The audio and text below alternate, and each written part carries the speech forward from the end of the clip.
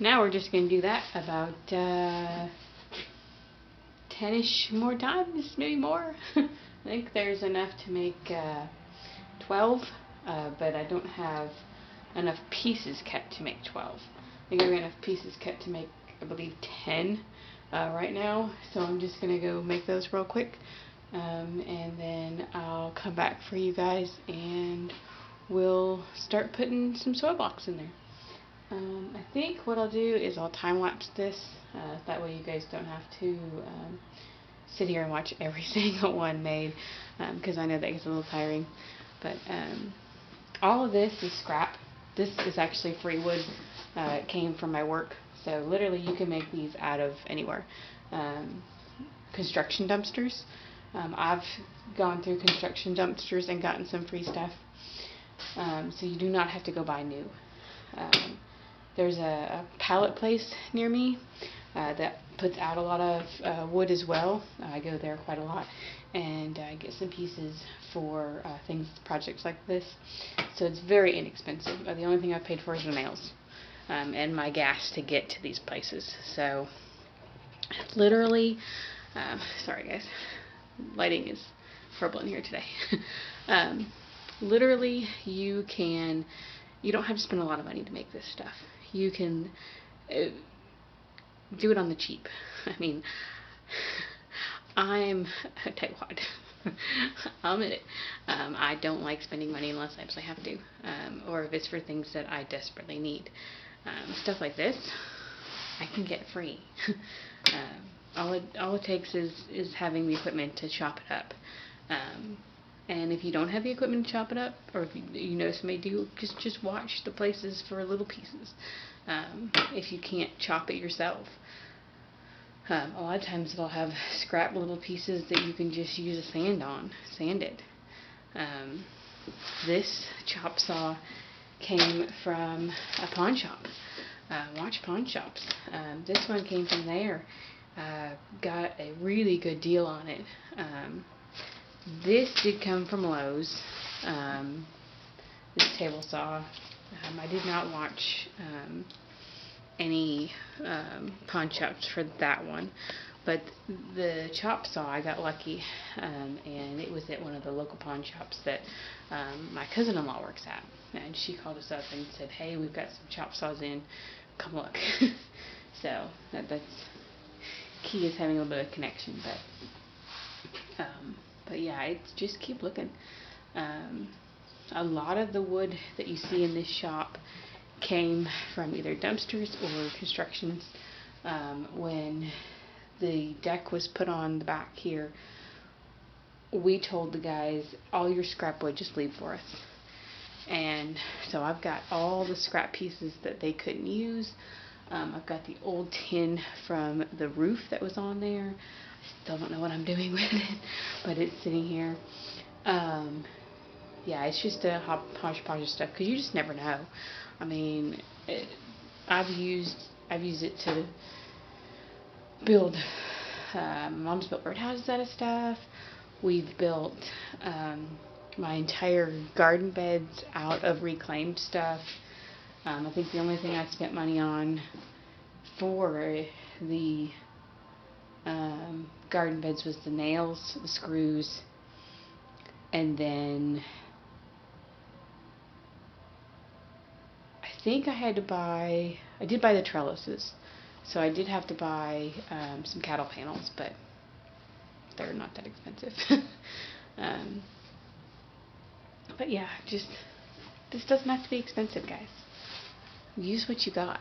Reuse, reduce, reuse, recycle. I mean, it's not that. And everybody makes it seem like you have to have a lot of stuff to do this kind of thing, but literally use what you can. Use what you find. It's not about buying brand new every single time. In fact, I've got a little greenhouse out here that we found at a yard sale, at a church yard sale. Some of the glass panels are missing, so I've just put plastic over it for right now. But it's a great little greenhouse. I've used it for seed starting, or for seedlings. When my plants get too when they graduate from my bigger greenhouse that, of course there's no heater air in there, and then when they graduate from there, I'll stick them in that one as the kind of to acclimate them, because they get more sunlight in that one, so they get acclimated, and then I put them in the ground, and I don't have transplant stock. So just keep your eyes peeled. I'll show you guys a better picture of that probably either in the end of this video or the next video, because this video is probably going to have more seeds starting in it. But yeah, enough of me rambling. Let's get back to the fun you guys probably want to see. So let me build some more of these and then I'll get back to you guys. Hey guys, today I'm in the shop and I'm going to be making some more of the seed trays. I've kind of ran out. I didn't make as many as I should have, so I had to make more of these guys. This one is halfway finished. I've still got to put the back on it, but I've got piles of pieces that have already been cut. The chop saw, I'll use all day long. That thing is so easy. Table saw, I usually have my mother come over because I'm still a little leery about that thing. It has kickback sometimes, and safety first. Chop saw, that thing, I'll use it all day long. But table saw, I'll get there. But yeah, today we're going to make those, and I've got tons of pieces that we've already cut. Some of them may need to be trimmed a little bit, but other than that, they're perfect. So let's get to making.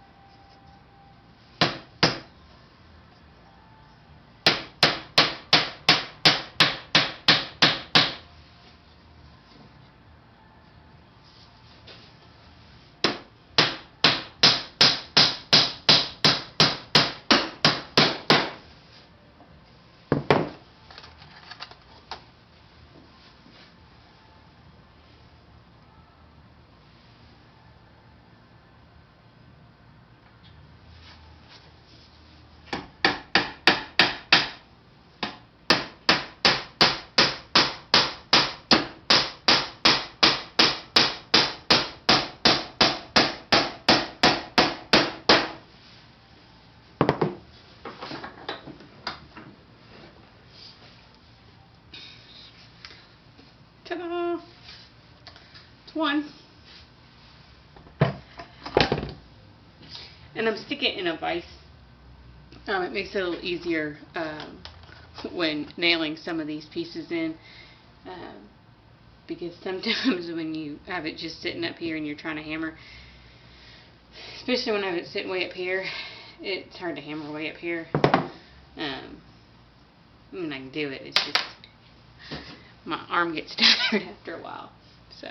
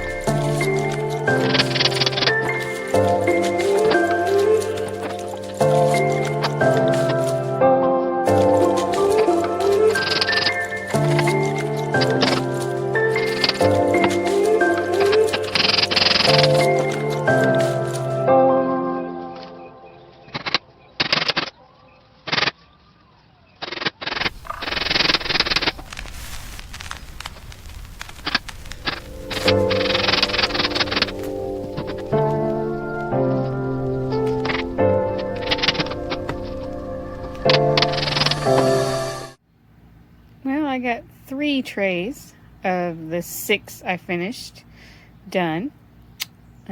Pretty soon I'll be getting the rest of them done, but for now we have 6, and each of them holds about 160 of the mini soil blocks. So that's a lot of plants. Yes, that's quite a lot of plants that I'll be planting today. Excuse me.